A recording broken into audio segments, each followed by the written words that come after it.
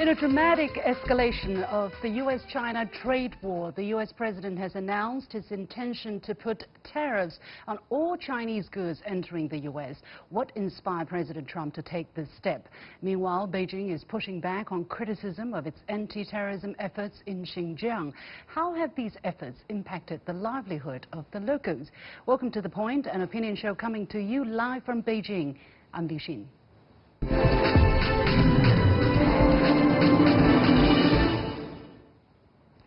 China has expressed strong opposition to the U.S. announcement that it plans to impose tariffs on another $300 billion worth of Chinese goods starting September the 1st. The Chinese Ministry of Foreign Affairs reacted strongly on Friday, warning Washington of countermeasures after the U.S. president made his surprise announcement on Twitter overnight. The U.S. move, if carried through, would mean that nearly every single Chinese product sold to the U.S. will be tariffed.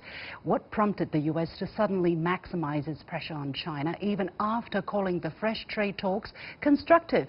Joining me here in the Beijing studio are Professor Wang Huiyao, President of the Center for China and Globalization, and Harvey Dzodin, a former U.S. political appointee under President Jimmy Carter. Gentlemen, welcome to the show. Now, ironically, it seems that the U.S. statement had described the recently concluded 12th round of trade negotiations between China and the United States as constructive.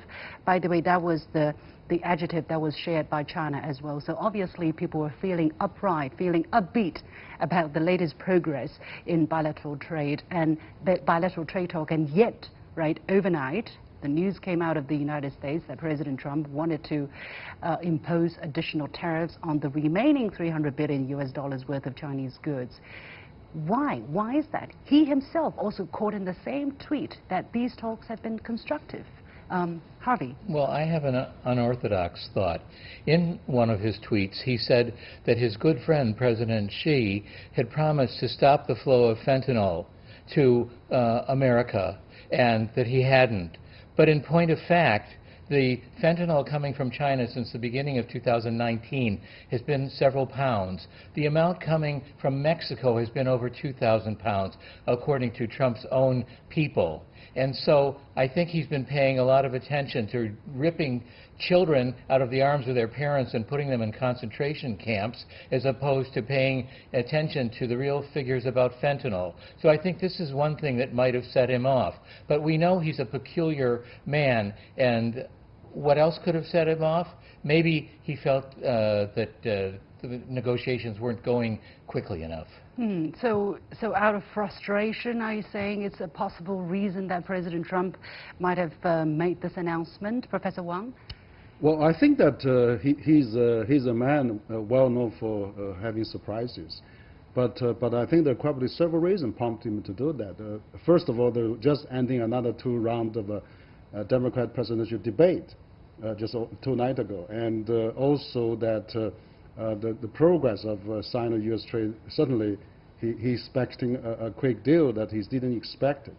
And also, finally, I think that he likes to get the attention of the world. And so by doing that, he really serving his draw the attention to him, and also that in a way, I think he's also putting more pressure, trying to accelerate the deal. I think he wants the deal, and then that's why he wants to accelerate the progress by really, even the Lighthizer says constructive, he felt not enough, and that's why he's imposing his new tariff on $300 billion US. Well, so, possibly he wants to draw attention to himself at this critical time domestically, and yet again, if you have great power like, him as President of the United States, it also comes with great responsibility, because if you impose tariffs, even just 10% on $300 billion worth of Chinese goods, it means both the producers and, most importantly, the retailers, right, and the U.S. consumers will suffer, will have to carry these costs. And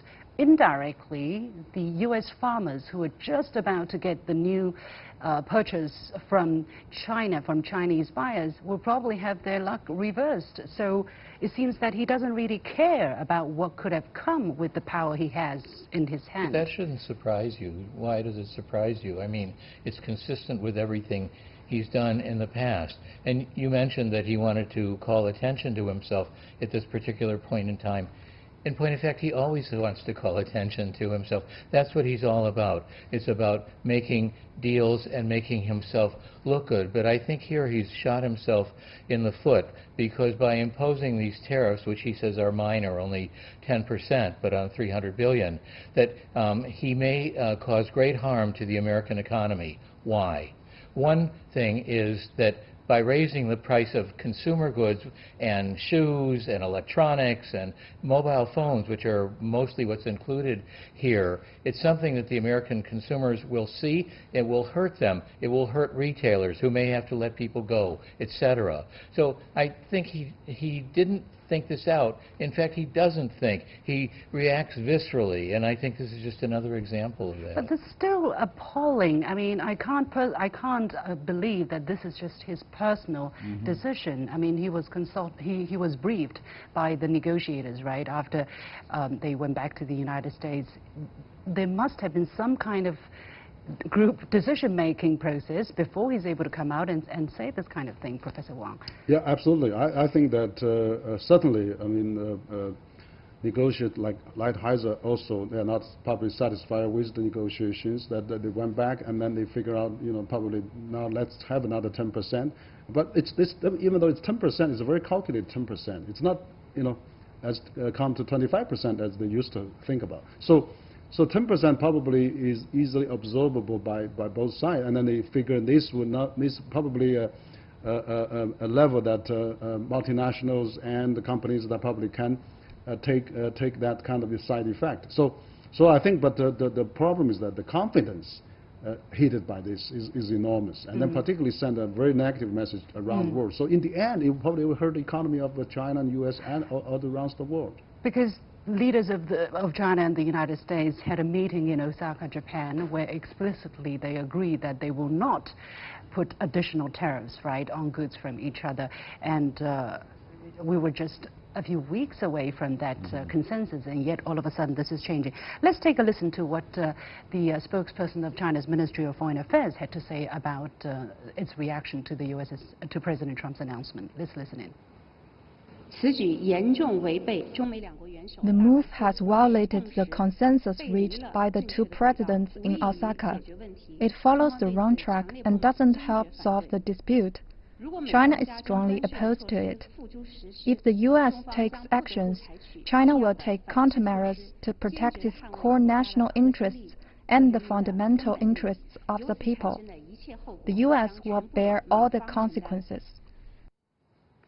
Yeah, so Professor Wang, you just talked about the 10% is probably absorbable, right, by players on both sides, and yet the reaction from China is really strong. They're strongly dissatisfied. They warn of countermeasures, and China is going to protect its core national interests. These are some of the words that we haven't heard since the beginning of this trade war. Exactly what triggered China to react so strongly?